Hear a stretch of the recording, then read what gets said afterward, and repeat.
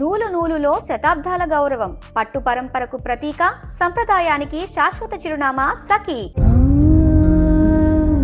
అనవసరంగా మమ్మల్ని ఇన్వాల్వ్ చేసిండు ఇలాంటి కూపంలోకి. నా బిడ్డను ప్రాణాలు పోగొట్టిండు, నా బిడ్డను చంపిండు.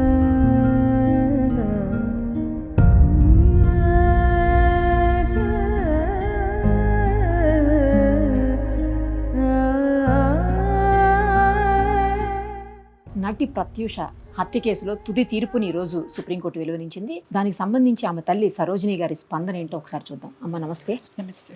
మీరు 24 ఏళ్ల పాటు సుదీర్ఘమైనటువంటి పోరాటం చేశారు ప్రత్యూష గారి కోసం. దానికి న్యాయం జరిగిందని ఈ రోజు అనుకుంటున్నారా? అంటే ఈరోజు 2 months కిందట జడ్జిమెంట్ రిజర్వ్ అయింది. ఈరోజు అనౌన్స్మెంట్ చేశారు జడ్జెస్ ఇద్దరు. వాళ్ళిద్దరికి కృతజ్ఞతలు తెలియజేస్తున్నాను. సుప్రీంకోర్టుకు కూడా కృతజ్ఞతలు తెలియజేస్తున్నాను. సుప్రీంకోర్టు ఏమి ఇచ్చింది అనే దానికంటే సుప్రీంకోర్టు ఇచ్చిన అత్యున్నత న్యాయస్థానం కాబట్టి సుప్రీంకోర్టు ఇచ్చిన జడ్జిమెంట్ని రెస్పెక్ట్ చేస్తున్నాను, గౌరవిస్తున్నాను, ఆహ్వానిస్తున్నాను.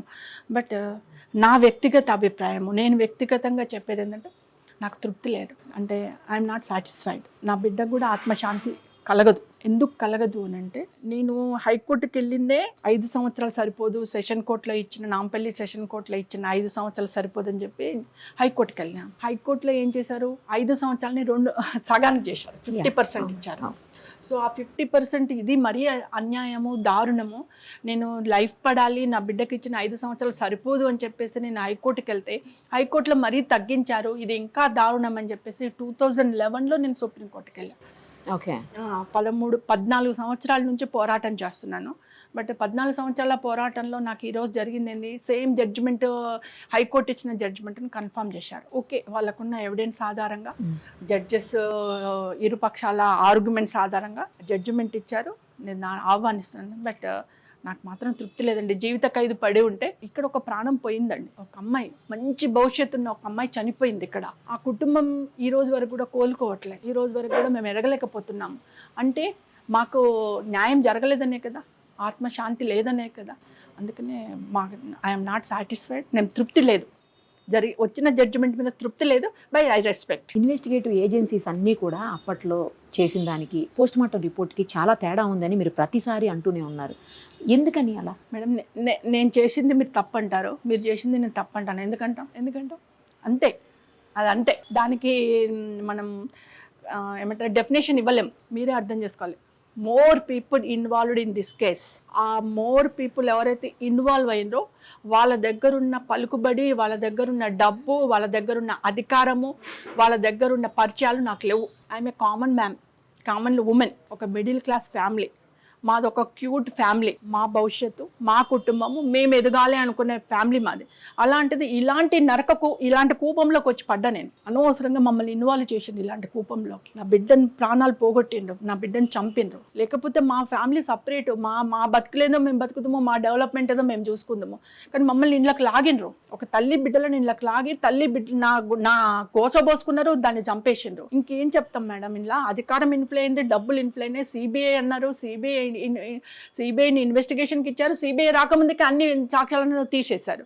సిబిఐకి ఏమంటారు, త్రిసభ్య కమిటీ రిపోర్ట్ సబ్మిట్ చేశారు. సిబిఐ ఏం చేస్తుంది మేడం, త్రిసభ్య కమిటీ ఆధారంగానే వెళ్ళిపోయింది. అంటే మొత్తం తీసేసి మళ్ళీ ఏదైతే మునిస్వామి రిపోర్ట్ ఇచ్చాడో దాని మీద అలగేషన్స్. మునిస్వామి గారు అనౌన్స్ చేశారు, చేసేది లేకుండే, చెప్పేది లేకుండే. ఆయన ఏం చెప్పారండి రిపోర్ట్లో? ఏమి ఇచ్చారు, ఆయన ఏం చెప్పారు? అంటే తను బయటకు వచ్చి నా ప్రత్యూష దాని మీద అది ఉంది ఇది ఉంది అని చెప్పారట. అలా చెప్పేది లేకుండా రిపోర్ట్ ఇవ్వాలని దాన్ని చెప్తారా? అందుకని దాన్ని నాట్ కౌంటబుల్. ఎట్లా మేడం ఇది? ఫోటోలు ఉంటాయి కదా, పోస్ట్ మార్టం చేసినప్పుడు ఫోటోలు ఉంటాయి కదా, వీడియో ఉంటాయి కదా, వాటి ఆధారంగా చూడండి. అవేవి లేవు, ఫోటోలు లేవు, వీడియోలు లేవు, అన్ని మాయం. మా మెడికల్ లీగల్ కింద ప్రత్యూష అడ్రస్ లేదు.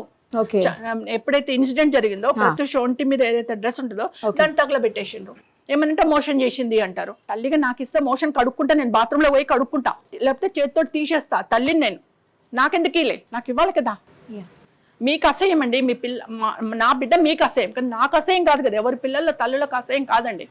ఎలాంటి పొజిషన్లో ఉన్నా తల్లి గుండె కత్తుకుంటుంది బిడ్డని. నాకెందుకు ఇలే? మేము పోయి అడిగితే నా మెడికల్ లీగల్ కింద మోషన్ చేసింది, దాన్ని డస్ట్బిన్లో వేసిన, డస్ట్బిన్లో నుంచి తీసుకెళ్ళి సర్వెంట్స్ తగలబెట్టారు. రెక్లెస్ ఆన్సర్స్ అండి. బాధ నా ఇంట్లో ఉంది, బాధ వాళ్ళ ఇంట్లో లేదు. అందుకని రెక్లెస్ ఆన్సర్ వస్తుంది. ఎట్లాగైనా బాధ నా ఇంట్లో ఉంది కాబట్టి నాకు బాధ్యత, నాకు బాధ. వాళ్ళకేం బాధ అండి? వాళ్ళ ఇళ్లలో ఆడపిల్లలు ఉన్నారు, వాళ్ళ ఇళ్లలో భార్యలు ఉన్నారు, వాళ్ళ ఇళ్లలో తల్లు ఉన్నారు. తప్పకుండా ఈ కేసులో ఉన్న ప్రతి ఒక్కరు కుక్క చావు చూస్తారు, నరకం చూస్తారు. వాళ్ళ వంశానికి తప్పకుండా నా ఉసురు, నా బిడ్డ ఉసురు జరుగుతుంది, నాశనం అయిపోతారు, సర్వనాశనం అవుతారు. ఇందులో ఇన్వాల్వ్ ఉన్న ప్రతి ఒక్కరు. ఈ రోజు నేను పడే బాధ వాళ్ళ ఇళ్లలో తగలాలి. అంత బాధ అవుతుంది, అంత కడుపు కాలిపోతుంది, అంత మానసిక బాధపడుతున్నా. 26 ఏళ్ళ నుంచి నా గోస. డెవలప్ కాలేకపోతున్నాం, ఎవరు ఆదుకుంటలేరు. ఉన్నారా ఈ రోజు వరకు? ప్రత్యూష ఫ్యామిలీ ఉందా, చచ్చిపోయిందా, బతికిండ్రా? అసలు ఏం చేస్తున్నారు? వాళ్ళు ఎక్కడున్నారు? ఎవరు అడిగారండి? ఏ ప్రభుత్వం అడిగిందండి? ఏ ప్రజాప్రతినిధి అడిగిందండి? ఎవరు పట్టించుకున్నారండి మమ్మల్ని? మేము వస్తే ఏదో తప్పు చేసిన వాళ్ళని, లేకపోతే వీళ్ళని దగ్గర తీస్తే ఇంకెవరో మమ్మల్ని తిడతారు, మమ్మల్ని ఎవరో దూరం పెడతారనే పరిస్థితికి వచ్చారండి అందరూ. మేమేం అంటరాని వాళ్ళమండి? ఏమైనా సంఘానికి ద్రోహం చేసినామా? మేమేమైనా ఎవరైనా బాధ పెట్టినామా? ఎవరైనా కష్టపెట్టినామా? మేము కష్టపడ్డాం, మేము బాధితులం. దోషులకేమో ఎంకరేజ్మెంట్ ఇస్తారు, మాకు ఎంకరేజ్మెంట్ లేదండి. అందుకని 26 ఏళ్లలో నేను పోరాటం చేస్తున్నా, ఒంటరి పోరాటం చేస్తున్నా. నాకు ఈ రోజు వరకు కూడా ఇదే స్థితి. న్యాయం కరెక్ట్గా మాకు కావాల్సిన న్యాయం దొరకని స్థితి. ఒక్క విషయం చెప్పండి, పోస్ట్ మార్టం రిపోర్ట్లో ఏముండిందమ్మా, చూసారా మీరు? ఉందండి. పోస్ట్ మార్టం రిపోర్ట్లో పోస్ట్ మార్టం రిపోర్ట్ కూడా చూశాను. ఆ కాలంలో పుణ్యవతి గారు ఉన్నారు కదా, సిపిఎం రాఘవులు గారి భార్య పుణ్యవతి గారు, ఆమె ప్రజావాజ్యం కేసు వేసిందండి ఫస్ట్ హైకోర్టులో. ప్రత్యూషకు న్యాయం జరగాలని చెప్పి ప్రజావాజ్యం కేటిస్తే అప్పుడు మునిస్వామి గారు కూడా అటెండ్ అయ్యారండి. ఎవరైతే పోస్ట్ మార్టం చేశారో ఆయన అయ్యారు. అప్పుడు మాకు ఇప్పుడు ఎమ్మెల్సీ బీజేపీ ప్రెసిడెంట్ ఉన్నారు కదండి, రామచంద్రరావు గారు, ఆయనే మాకు అడ్వకేట్ అండి అప్పుడు. ఓకే, రామచంద్రరావు గారే అడ్వకేట్ గా ఉండే అప్పుడు. సో ఆయన వాదిచ్చారు, మునిస్వామి గారు వచ్చారు, మునిస్వామి గారు చెప్పిపోయారు. అంతా చెప్పిపోయిన తర్వాత అక్కడ ఏం చేశారంటే ప్రత్యూషకు సంబంధించిన అన్ని evidence, all evidence high court preserve చేస్తుంది. ఎందుకంటే బయటకు వచ్చేస్తే అన్ని సంచలనాలు అయిపోతున్నాయి కాబట్టి ప్రత్యూష సాక్ష్యాలు, ప్రత్యూష డాక్యుమెంట్స్ అన్ని మేము హైకోర్టులో ప్రిజర్వ్ చేస్తామని చెప్పేసి అప్పుడు రోహిణి జడ్జ్ ఒకరు, నాయుడు ఉన్నారండి ఒకరు, నాయక్, ఇద్దరు జడ్జెస్ తోటి జరిగిందండి ఆర్గ్యుమెంట్. వాళ్ళిద్దరూ ఆ ప్రత్యక్ష సాక్ష్యాలన్నీ రిజర్వ్ చేశారు, దాచిపెట్టేశారు. ఓకే, హైకోర్టులో రిజర్వ్ చేశారు. అట్లీస్ట్ తల్లిగా నేను అడిగితే నాకు కూడా ఇవ్వలేదండి, అన్ని దాచిపెట్టేస్తున్నారు. సెషన్ సిబిఐ ఇన్వెస్టిగేషన్ చేసినప్పుడు సిబిఐకి ఆ బాక్స్ ఇచ్చారు, మళ్ళీ సిబిఐ ఇన్వెస్టిగేషన్ చేసుకొని ఆ బాక్స్ ని హైకోర్టులో ఇచ్చేయాలి. మళ్ళీ సెషన్ కోర్టులో, నాంపల్లి సెషన్ కోర్టులో కూడా డైరెక్ట్ గా హైకోర్టు నుంచి జడ్జికి వెళ్ళిపోయినాయి, మళ్ళీ జడ్జి గురించి హైకోర్టుకి వెళ్ళిపోయినాయి. అంటే ప్రత్యూష, నేను అదే అంటున్నాను, ప్రత్యూష ఒక పెద్ద లీడర్ కాదు, ఒక నక్సలైట్ కాదు, ఒక మావోయిస్ట్ కాదు, ఒక పెద్ద ఎలివేషన్ ఉన్న హీరోయిన్ కాదు, సంఘంలో పెద్ద పేరున్న అమ్మాయి కాదు, ఒక చిన్న కామన్ ఫ్యామిలీ, చిన్న మనుషులం మేము. ఏదో మా బతుకుదలలో మేము బతకాలి. అటువంటిది ఆమెది హైకోర్టులో ఎందుకు రిజర్వ్ చేసాను? మాకెందుకు ఇవ్వలేదండి ఆ రోజుల్లో. మీరు చూసానంటున్నారు కదా, ఏముంది దాంట్లో పోస్ట్ మార్టం? అదే ప్రత్యూష తొడల మీద ఒకరికంటే ఎక్కువ మంది విషరాలు ఉన్నాయి, తొడల మీద గీతలు ఉన్నాయి, అన్ని ఘాట్లు ఉన్నాయి, కడుపు మీద ఘాట్లు ఉన్నాయి, బ్రెస్ట్ మీద ఘాట్లు ఉన్నాయి, నెక్కు మీద ఘాట్లు ఉన్నాయి. ప్రత్యూష ఒకరికంటే ఎక్కువ మందితో అత్యాచారం చేయబడ్డది, ప్రత్యూష చంపబడ్డదని క్లియర్గా ఇచ్చాడు. దాన్ని దాచిపెట్టేశారు, పక్కన పడేశారు. విషం పోసారు అంటున్నారు నోట్లో, అది కూడా వచ్చిందమ్మా అందులో? మీరు అంటున్నారు కదా, ప్రతిసారి అంటుంటారు విషం పోసారు అనేసి. వాళ్ళు చెప్పిన స్టోరీయే కదండి మేడం. ఇప్పుడు మనమేమో అత్యాచారం చేయబడింది, చంపబడిందని మనం అంటున్నాం. వాళ్ళు ఏమంటున్నారు, ఈ త్రిసభ్య కమిటీ వాళ్ళు ఏమంటున్నారు, అత్యాచారం కాదు ఇది, చంపబడలేదు, హత్య కాదు ఇది, ఓన్లీ ఆత్మహత్య. ఆత్మహత్య కూడా ఎట్లయిపోయింది, సిద్ధార్థ రెడ్డి ఆమె ఇద్దరు లవ్లో ఉన్నారు, ఇద్దరు పోయారు, కార్లో పోయారు, ఒప్పుకోవట్లేదు, ఎవరు ఒప్పుకోవట్లేదు కాబట్టి చచ్చిపోదామని డిసైడ్ అయిపోయి అక్కడ పాయిజన్ కొనుక్కున్నారు. పాయిజన్ కొనుక్కొని ప్రత్యూష నోట్లో ఎక్కువ పోసాడు, ఈయన కొద్దిగా తాగాడు. ప్రత్యూష ఆవేశంతో ఎక్కువ తాగింది. ఆమె హీరోయిన్ కాబట్టి బాడీ డెలికేట్గా వీక్గా ఉంటుంది కాబట్టి ఆమె చనిపోయింది, ఈయన చనిపోలేదు. ఓకే, నేను ఇది కూడా ఓకే, ఇద్దరు అనుకున్నారు, తాగారు, స్టోరీ విందాం, స్టోరీ నమ్ముదాం. ఇద్దరు చనిపోవాలి అనుకున్నప్పుడు హాస్పిటల్కి ఎందుకు తీసుకుపోయినావు? మరి హాస్పిటల్ ఎందుకు అడ్మిట్ చేసినావు? అతనే అడ్మిట్ చేసి కార్లో అనే చనిపోవాలి మీరు ఇద్దరు. అతనే తీసుకెళ్లి ఐసీయూలో ప్రత్యూషన్ పెట్టేసి ఆయన పక్క రూమ్ లో బెడ్ లో పడుకున్నాడు. మరి ఎందుకు పోయినావు? ఎందుకు తీసుకుపోయినావు ప్రత్యూషన్? నువ్వు చనిపోవాలనుకున్నావు కదా, చనిపోయినట్టు అన్నే తాగేసి అట్నే కార్లో కూర్చుంటే చనిపోయేవాళ్ళు కదా, మరి ఎందుకు తీసుకుపోయిన హాస్పిటల్కి? ఇక్కడనే తెలిసిపోతుంది కదా మేడం. అంటే చిన్న వాటిని కూడా నేను అబ్జర్వ్ చేసిన, చిన్న వాటిలో కూడా ఎక్కడ లోపాలు ఉన్నాయన్నది అబ్జర్వ్ చేసుకున్నా. నేను ఏది చెప్పినా దానికి ఎవిడెన్స్ లేదు అంటారు, నాది అరణ్య రోదన. ఇంక నేను ఎక్కడి నుంచి తేవాలి మేడం? అయినా మీరు ఒప్పుకున్నారు కదా పెళ్లికి, ఎందుకు వాళ్ళు చనిపోవాలనుకుంటారు? మీరు ఆర్గ్యుమెంట్ చేయలేదా మీ సైడ్ నుంచి? అది మీరు వినిపించలేదా మీ వాదన? చెప్పినాం మేడం, మీరు ఒప్పుకున్నారు కదా. అన్నీ చెప్పిన మీకు ఇంకా మీకు ఇంత క్లియర్ అధికారం అధికారం అధికారం డబ్బు డబ్బు డబ్బు డబ్బు అధికారం నా దగ్గర అవి 2 లేవు మేడం. మీరు అయితే ఒప్పుకున్నారు కదండి వాళ్ళ పెళ్లికి? పెళ్ళికి ఒప్పుకున్నా, అవి 2 లేవు మేడం. అవి 2 లేవు కాబట్టి నా పరిస్థితి ఇట్లా ఉంది, అరణ్య రోదన అవుతుంది. పర్టికులర్గా చనిపోయిన రోజు ఏం జరిగిందో చెప్పండి ఒక్కసారి. ఏముంది మేడం, చనిపోయిన రోజు 23rd ఈవినింగ్ నాకు 8 o'clock అట్లా కాల్ వచ్చింది. హాస్పిటల్ నుంచి కాల్ వచ్చింది, మీ డాక్టర్ హాస్పిటల్లో ఉంది అని అన్నారు. నేను ఆన్ ది స్పాట్ మా బాబుని తీసుకొని వెళ్ళేసరికి ఆమెను ఐసీయూలో పెట్టేశారు. ఈయన పక్క రూమ్లో పడుకున్నారు. మేము వెళ్ళి బయట ఐసీయూ బయట నిలబడి నా డాక్టర్ అసలు ఎందుకండి హాస్పిటల్ ఎందుకు అడ్మిట్ అయింది, ఏమైంది, ఒకసారి లోపలికి వెళ్తామంటే నేను 8:30కి అలా వెళ్తే నన్ను 10:30కి అలౌ చేశారండి. 2 hours బయట ఏడ్చుకుంటూ నిలబడ్డా. నా బిడ్డకి ఏమైందో చెప్పండి, నేను వెళ్తాను, నా బిడ్డకి ఏమైందో. నోబడి అండి, అసలు వాళ్ళకి దయా దాక్షిణ్యం ఉంటే కదా మమ్మల్ని అలౌ చేసేది. అంత రాక్షసులు, వైద్యో నారాయణ అంటాం కానీ ఆడ వైద్యో నారాయణ డాక్టర్లు కాదు, రాక్షస డాక్టర్లు ఉన్నారు ఆడ. లోపలికి అలౌ చేయలేం మమ్మల్ని, బయటనే నిలబడిపోయినాము. మా పిఆర్ఓ గిరిధర్ గారికి కాల్ చేసుకున్నాము, వీళ్ళకి కాల్ చేసుకుని. మార్నింగ్ మీకు వెళ్ళేటప్పుడు తను చెప్పే వెళ్ళిందండి? అంటే మార్నింగ్ వెళ్ళిందా తను బయట? లేదండి, 24th రోజు పాపకి ఏమంటారు కన్నడ మూవీ ఓపెనింగ్, వెంకట గారితో ఓపెనింగ్ ఉండింది. పాప పొద్దున్నే నేను గుడికి వెళ్ళి తీసుకెళ్ళి కొద్దిగా హోమము అది చేయించాను. కొత్త లాంగ్వేజ్లోకి వెళ్తున్నావు కదా, కొత్త లాంగ్వేజ్లోకి వెళ్తున్నావు కదా అని చెప్పి హోమం అవి చేయించేస్తే ఇంటికి వచ్చి లంచ్ చేసుకుని 3 to 3:30 మధ్యలో మా అన్నయ్య కూతుర్ని ప్రత్యూషనిచ్చి పంజగుట్ట మా అన్నయ్య కూతురు కెనెటిక్ మీదే వెళ్ళేసి కొద్దిగా ఫేషియల్ అది చేయించుకొని వస్తున్నామా. నేను అది కూడా చెప్పాను, వచ్చేటప్పుడు బేగంపేట ఎయిర్పోర్ట్లో టికెట్స్ తీసుకొని రండి, ఎందుకంటే అప్పుడు టికెట్స్ డైరెక్ట్ కొనుక్కోవాలి. నేను ఆన్లైన్లో బుకింగ్ అవన్నీ ఏం లేవు, డైరెక్ట్ కొనుక్కోవాలి. ఫ్లైట్ టికెట్స్ తీసుకుంటే మళ్ళీ మార్నింగ్ ఆ టైంకి ఉంటాయి ఉండవు, మళ్ళీ లేట్ అయిపోతుంది. సో మీరు ఆన్ టైం వెళ్ళడానికి ఈజీగా ఉంటుంది, టికెట్లు కొనుక్కొని రండమ్మా అని చెప్పేసి నేను డబ్బులు ఇచ్చి పంపించాను. అక్కడికి పోయింది చేసుకున్నప్పుడు అప్పుడు ఈ శనిగ్రహం వచ్చేసాడు. సిద్ధార్థ రెడ్డి వచ్చేసి నువ్వు వెళ్ళిపోతున్నావు కదా 1 month.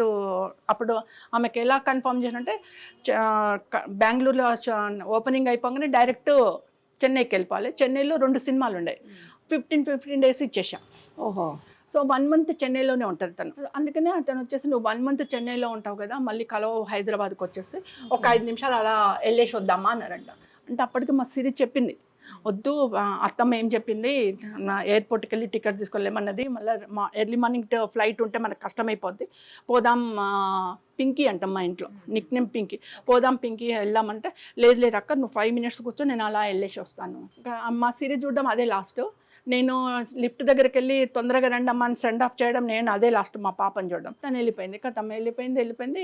ఇంకా వాడు అందరినీ రెడీ చేసుకున్నాడు, పక్కా ప్లాన్లో తీసుకెళ్ళాడండి. తీసుకెళ్ళి రేపు మర్డర్ అన్ని జరిగినాయి, తీసుకెళ్ళి హాస్పిటల్లో అడ్మిట్ చేశాడు. ఇద్దరు క్లాస్మేట్స్ కదండి వీళ్ళిద్దరు? క్లాస్మేట్స్ అండి, ఇంటర్మీడియట్లో. ఎక్కడున్నాడండి ఇప్పుడు సిద్ధార్థ రెడ్డి? అబ్రాడ్లో ఉన్నారు అంటే నాకు కన్ఫర్మ్ న్యూస్ లేదండి, అబ్రాడ్లో ఉన్నారు అని అంటున్నారు, ఐ డోంట్ నో.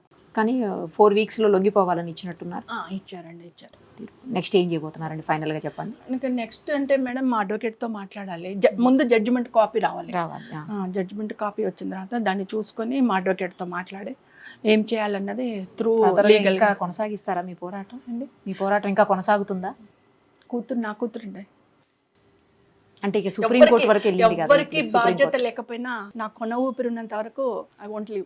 అంటే ఇప్పుడు సుప్రీంకోర్టు అత్యున్నత న్యాయస్థానం కదండి, అక్కడి నుంచి వచ్చినటువంటి తీర్పు కదా. అంటే దీని తర్వాత చాలా ఉంటాయి కదండి, ఇప్పుడు వాళ్ళు కూడా ఏదో ఆలోచిస్తుండొచ్చు కదా.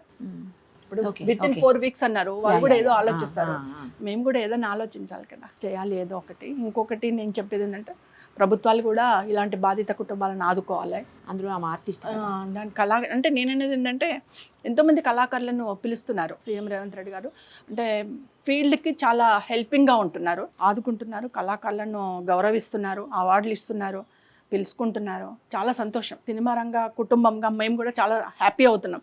బట్ అందులో ప్రత్యూష కూడా గుర్తుంచుకోవాలా, ప్రత్యూషను కూడా గుర్తించాలా. బతికుండుంటే ఒక మంచి హీరోయిన్ అయ్యేది, తెలంగాణ నుంచి ఎంతో పేరు తెచ్చేది, ఎన్నో అవార్డులు తెచ్చేది. అలాంటి అమ్మాయి దురదృష్టవశాత్తు వెళ్ళిపోయింది. మరి రేవంత్ రెడ్డి గారు కుటుంబాన్ని ఆదుకోవాలా, ప్రత్యూషను గుర్తించాలా. కలిసారా ఎప్పుడన్నా సీఎం గారిని? కలవలేదండి, బట్ నేను అందరి మొబైల్కైతే మెసేజెస్ పెట్టాను, ఒక 30 times వరకు పెట్టాను messages. Nobody coming forward, but I request మళ్ళీ కలవడానికి ప్రయత్నం చేస్తున్నాను. అండ్ మా FDC చైర్మన్ దిల్ రాజు గారికి కూడా ఒకసారి వచ్చి FDCలో ఇవ్వమన్నారు, ఇచ్చాను పోయి.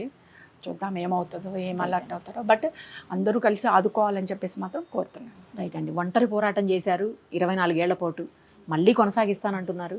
మీ ధైర్యానికి హ్యాట్స్ ఆఫ్ చెప్తూ మీకు మరింత మనోధైర్యాన్ని దేవుడు ప్రసాదించాలని కోరుకుంటూ thank you so much. Thank you.